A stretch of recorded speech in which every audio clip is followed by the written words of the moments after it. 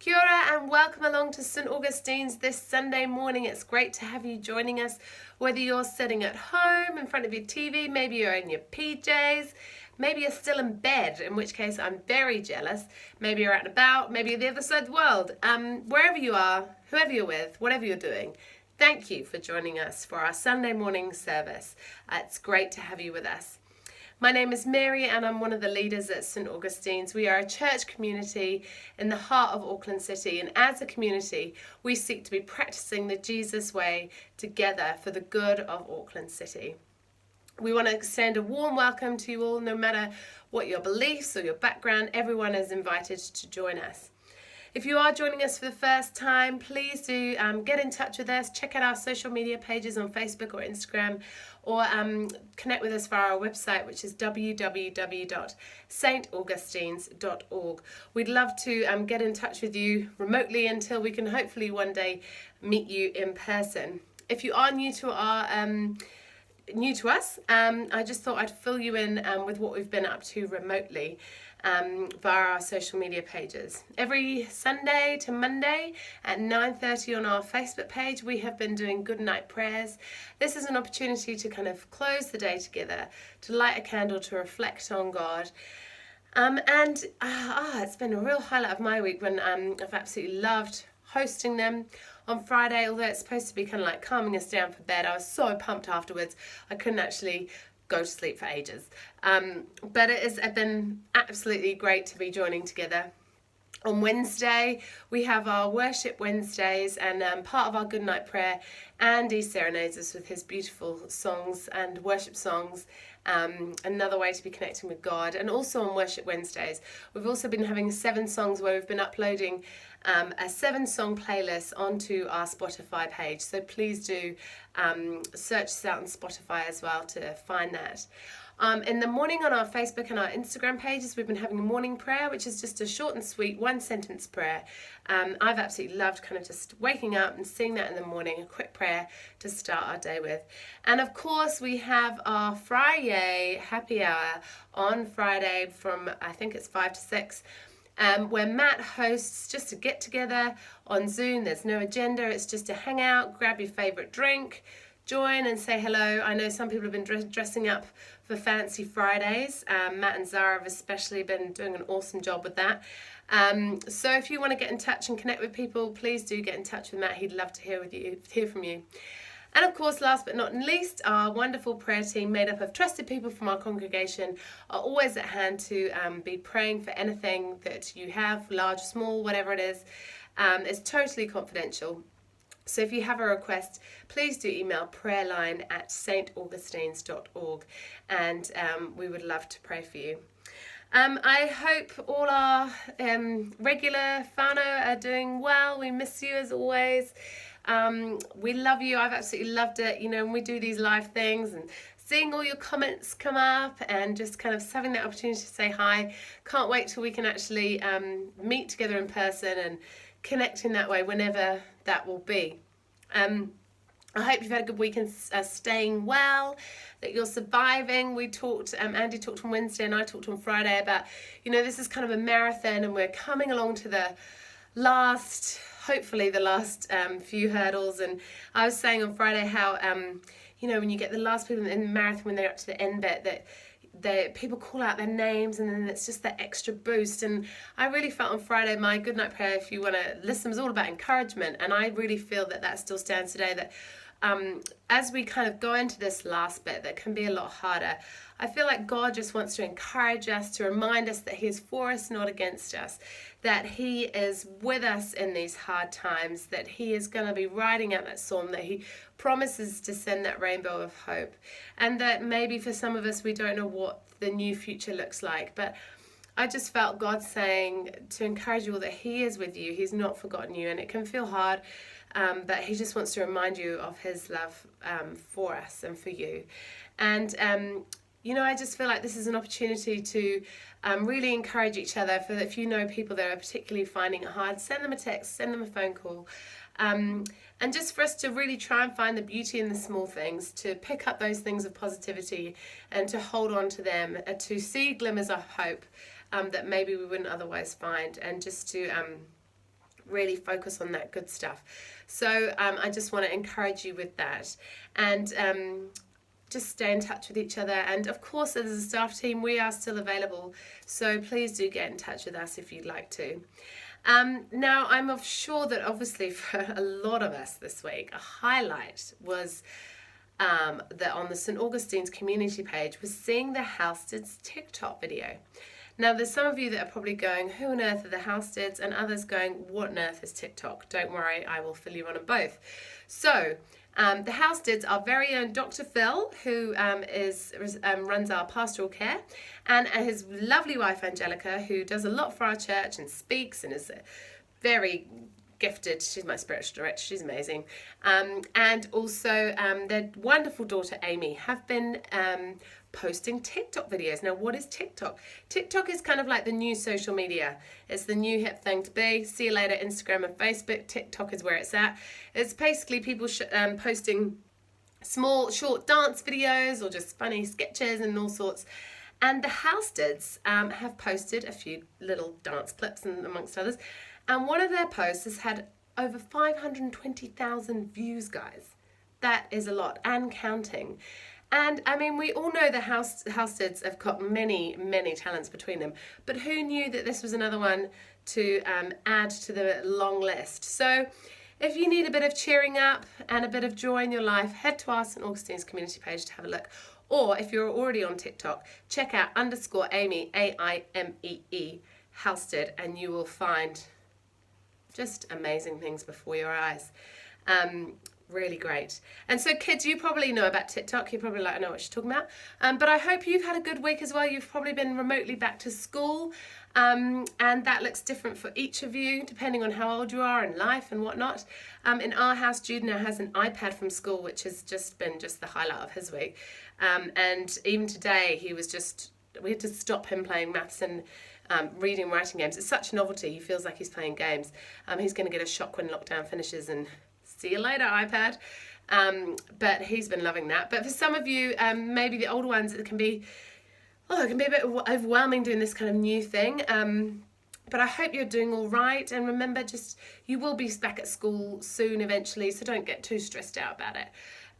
But I know you Falcons have all been gathering together on a Sunday afternoon for your, sounds like mayhem of a chat. I hear there's been competitions of dressing up and all sorts whilst you're on Zoom. Sounds like you've been having heaps of fun. And the Kia and the Fantails, hopefully you've had an opportunity to do some of the activities today, and hope you're having a great week hanging out with your siblings maybe, or your mum and dad.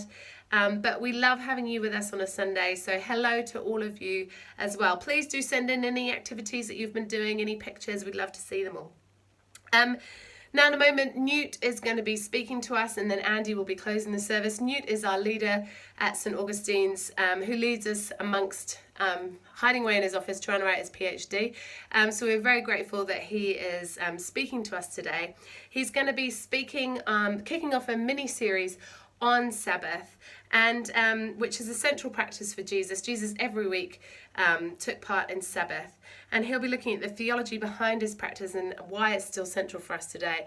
Now, I don't know about you, but Sabbath is something, really doing it properly is super challenging for my life. So I'm really looking forward to the inspiration that Newt will be giving us. But I'm also looking forward to seeing if Newt has veered off wearing a black t-shirt. Chances are he probably hasn't, and to be fair, it has been quite a security blanket for us all. But even if he kind of went charcoal, maybe something like that, but we will see. But I'm sure before you all go with bated breath, holding bated breath to find out about the t-shirt, it's been an absolute joy being with you this Sunday morning. Thank you for joining me, and I can't wait to connect with you this week. And good night prayer. Send any prayer requests in. Stay well, stay healthy, and until I connect with you again, have a great week. And now over to a reading from Genesis. A reading taken from Genesis 1:1 to 2:4. In the beginning, when God created the heavens and the earth was a formless void, and darkness covered the face of the deep, while a wind from God swept over the face of the waters. Then God said, "Let there be light," and there was light. And God saw that the light was good, and God separated the light from the darkness. God called the light day, and the darkness he called night. And there was evening, and there was morning, the first day. And God said, "Let there be a dome in the midst of the waters, and let it separate the waters from the waters." God called the dome sky. And there was evening, and there was morning, the second day.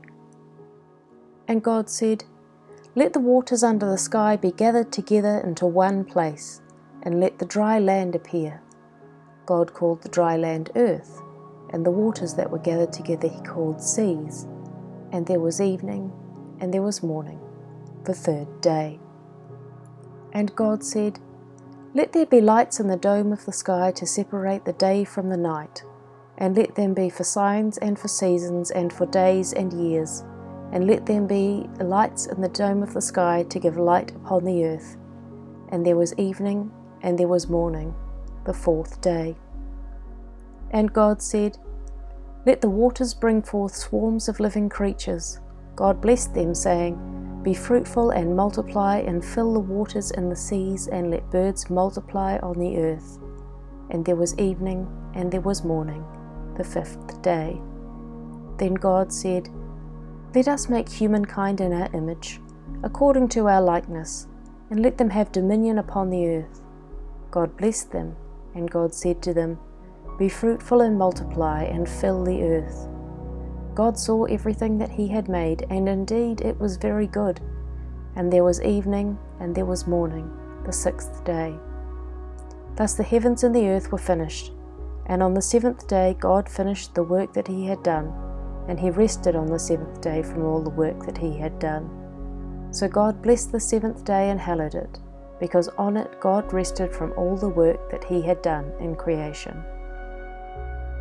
And together we pray, "Glory be to the Father, and to the Son, and to the Holy Spirit, as it was in the beginning, is now, and ever shall be, world without end. Amen."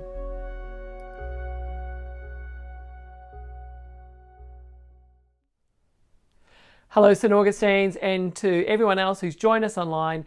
It's really great to have you along. So here we are, we're week 3 of lockdown, and I do hope you're doing okay as we all navigate this new situation together.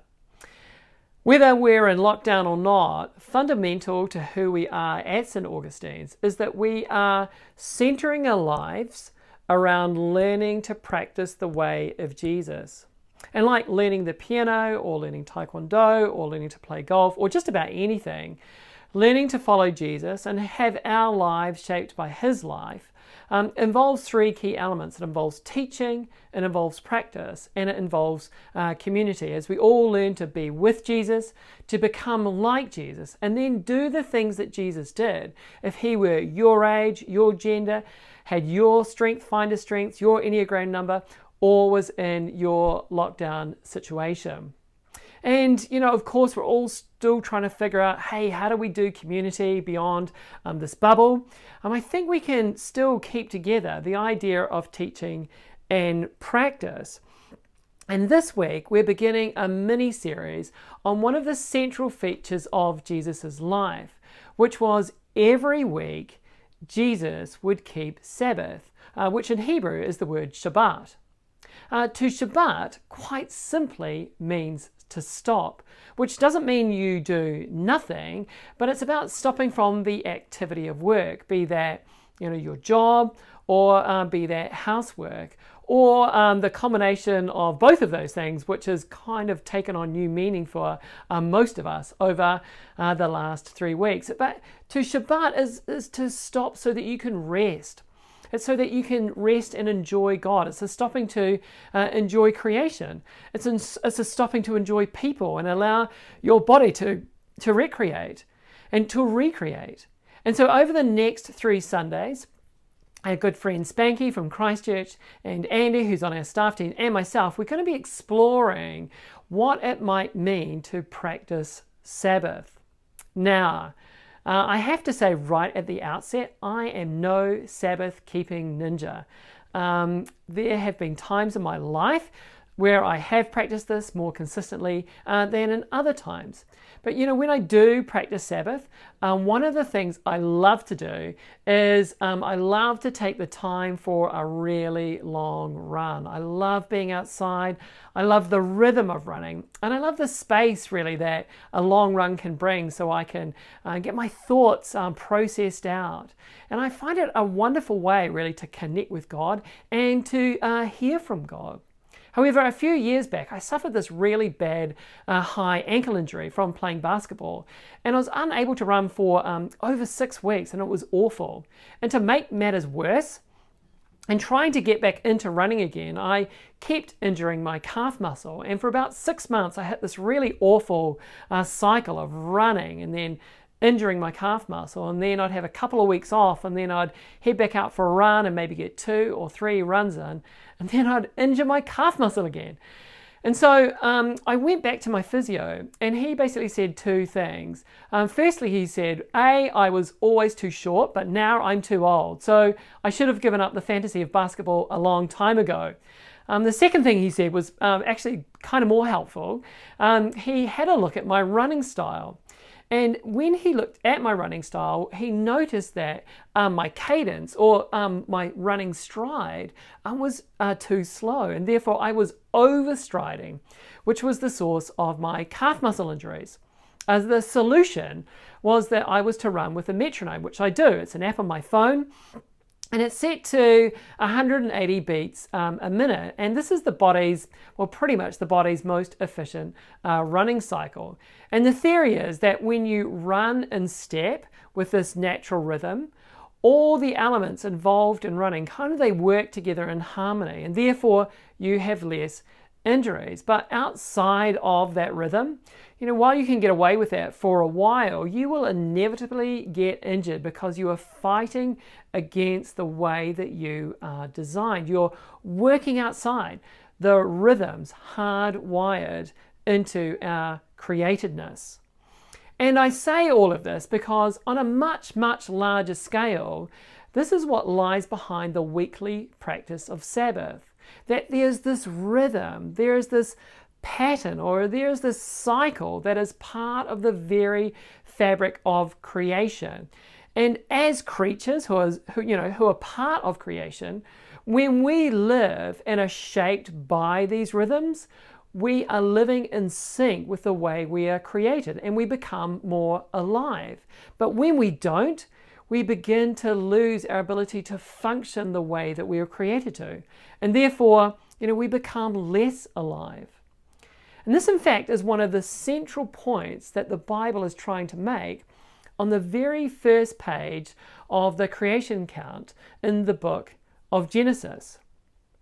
And this rhythm is, it is much clearer in the original language, which is, for the Old Testament, it is in Hebrew. But you do get a sense of the significance of the 7-day rhythm in the creation story itself. The creation story, it is structured around 7 days, and it culminates in the Sabbath.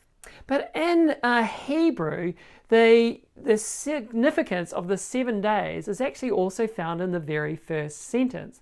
The very first sentence of the 7-day creation story is made up of 7 words. The second sentence is made up of 2 times 7 words. And the very last act of creation, the creation of the Sabbath, is made up of 3 times 7 words. And the very last word of that sequence is barath, which is in Hebrew the word for create, which is the very first word at the beginning of the story. To recognize the 7-part rhythm of the creation story is to recognize that God rested on the 7th day, not because God was tired, but it was to recognize that the Sabbath is part of the rhythm that is woven into the very fabric of creation. It just can't be a coincidence that every single society in the world, no matter what religion, be that Hindu or Buddhist or Islam, every culture of society today all runs on a 7-day week. Now, you may or may not know this, but the last serious attempt to change the 7-day week was in France in 1793, and it was a change to a 10-day week. And the idea was that they would change to 10 days as a way of increasing productivity, but the results were absolutely disastrous. The result was that suicide went through the roof, mental illness went absolutely off the charts, and actually productivity plummeted. And there's been all sorts of studies done on this. All sorts of studies have been done about human productivity. And the consensus seems to be that human productivity drops, or in fact, to be honest, more like falls like a stone after 50 hours. In fact, in one study done at Stanford, they said that there was no extra productivity between a person who works 70 hours compared to a person who works 55 hours a week. And so today we're caught in this really funny situation where we basically have no or very little in the way of rhythms regarding our time. And there seems to be this conspiracy of events whereby we all have Office 365 and Dropbox, we all have email and Slack, and we can be on our phones and be at work 24/7. And you combine that with the horrific cost of living in a Western city, like buying a house in Auckland, for example, and the expectation that we are all able to work at any time and from anywhere. And you add into that, you've got Instagram FOMO and the secularist mantra that you only live once. And all that means is that we just go and go and go and go and go, and we never stop. But you are not a machine. You are not made to be on 24/7. You're made to live into this rhythm that is embedded into the very fabric of creation itself. And when we find ourselves going against the grain of creation, what we find is that not only does our productivity suffer, but also our mental and emotional health and our physical health is also compromised. There's a cost to our relationships. We feel disconnected from ourselves and our capacity to love and to feel empathy and compassion and be patient and to see things from the other, from another person's perspective. That all seems to evaporate when we lose all margin in our lives. There's always an environmental cost also to this way of living, which is a topic I'd love to pick up on another day. And of course, our relationship with God suffers also. And this really is the second point that I want to make.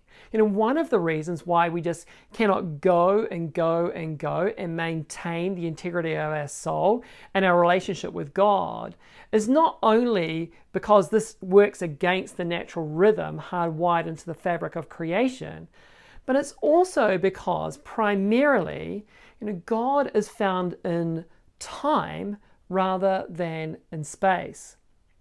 Now, to unpack this, I have to go, full Bible nerd on you just for a minute.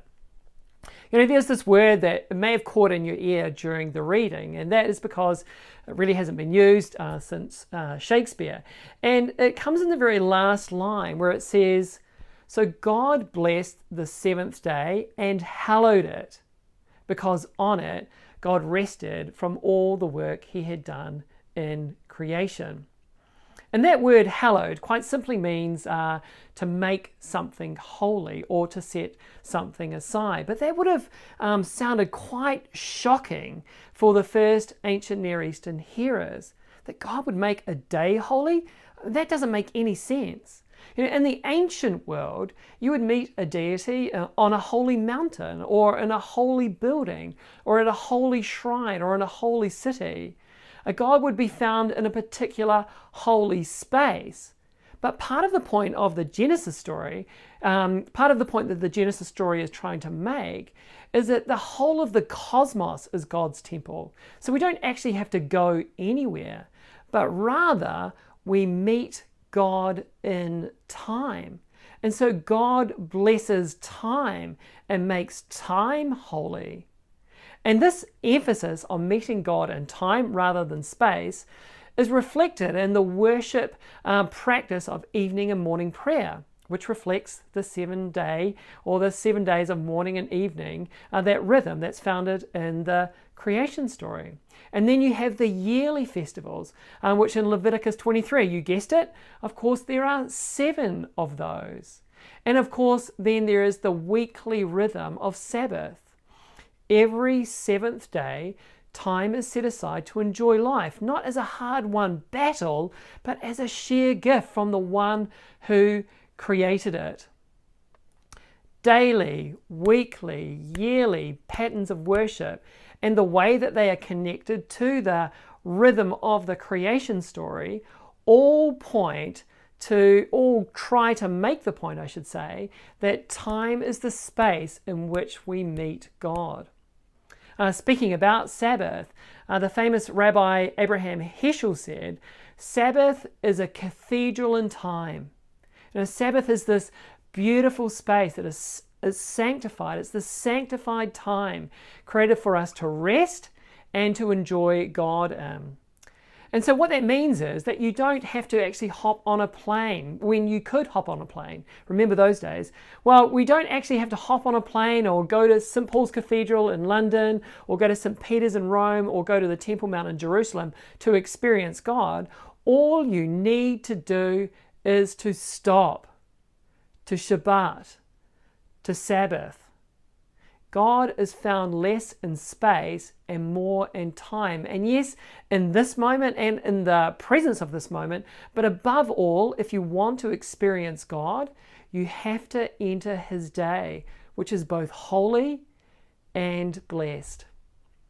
And over the next couple of weeks, Spanky and Andy are going to unpack a little more about what does it mean to practice Sabbath and how we might go about that. But for today, my goal really has been this. Firstly, to get up on your radar, not only the importance, but also the wisdom of practicing Sabbath. And secondly, what I'd love you to do is to have a discussion with your family or with your spouse, or maybe just grab some time with yourself and really think through what it might mean for you to have a Sabbath. What would it look like to ramp into this? No one goes from Sabbath 0 to Sabbath hero overnight. It takes actually quite a bit of planning and it takes quite a bit of intentionality. Ironically, in the days of preparation, it takes a lot more work, and you also have to be flexible. If you have young children or if you work shifts, for example, you might have to start by splitting a day in half. So that you might take it in shifts with your spouse, for example. The timing is never perfect. All the work is never 100% completed. So don't wait till all the stars, get lined up before you give this a go, or it will actually never happen at all. But like all of these practices, it's better to start imperfectly than to not start at all. Sabbath is not weakness. Sabbath is wisdom. Sabbath is a weekly reminder that there is a God who holds this universe together and it keeps it running, and it's not you. And it's not me. Sabbath ultimately is an act of trust. It's a weekly reminder that all of life is a gift. All of life is great, and that our identity is not in what I do or in what I achieve, but our identity lies in who I'm loved by. Guys, as I come into land, I want to say it's been really fun to open up this series with you. Do have a great rest of your week. And of course, I'm praying for us all, and I can't wait to see you all again very, very soon. Take care. E nohora. Kia ora, hello, good morning everyone. It's really nice to be with you this morning. I hope that you're keeping well wherever it is that you're tuning in from. Big thanks to Newt for kicking off our new mini-series on the practice of Sabbath. I just love it when you get into teaching mode, bro. So good, and today was no exception. I too enjoy a regular run, but during the first week of lockdown, I pushed it a bit too hard and injured my calf muscle. It's been super frustrating seeing pretty much my whole neighbourhood take up running during this lockdown period, and I've been reduced to walking and trying to keep up. Super frustrating, but can't wait to get back out there soon, I hope. And I also just love this idea that Newt shared with us this morning, this idea that time is this beautiful gift that God has given to us, and that we can experience His presence whenever we stop and become present. And so I'd love for us to have a go at that now. I'd love to lead us in a short time of prayer. So let's get comfortable. Remember that prayer really is just relaxing into the presence of God. So you may want to close your eyes. You may want to grab this moment and do whatever you need to do to help you focus just that little bit more easily. And if we're ready, let's pray. Heavenly Father, hallowed be your name. In this moment on this day, Sunday the 19th of April, we pause and thank you for your generous and precious gift of time that you have given to us. We thank you for all that you have made, both space and time, this beautiful and good world in which we live. We thank you that in your loving wisdom you have built these beautiful rhythms into our world. We think of the seasons, the tides, even our very breath. And as we seek to live in awareness and connection to you, and especially during this disrupted time, help us to find new rhythms of work and rest that keep us alive to your activity and presence. Lead us by your Spirit into the deep and holy work of recreation. We pray this day for all those around the world who are suffering greatly because of COVID-19.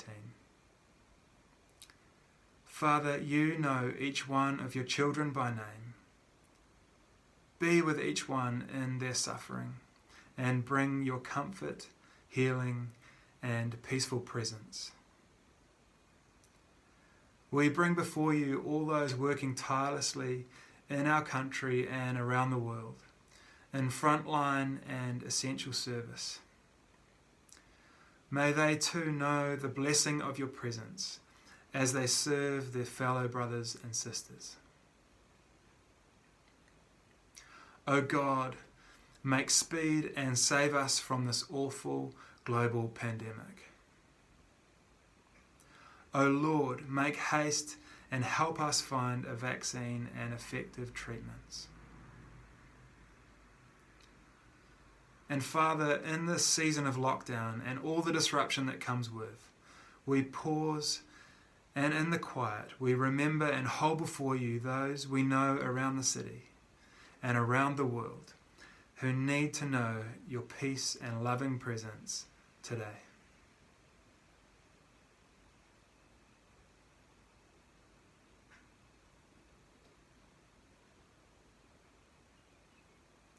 Jesus, your return to life sent death to its grave and defied everything we expected.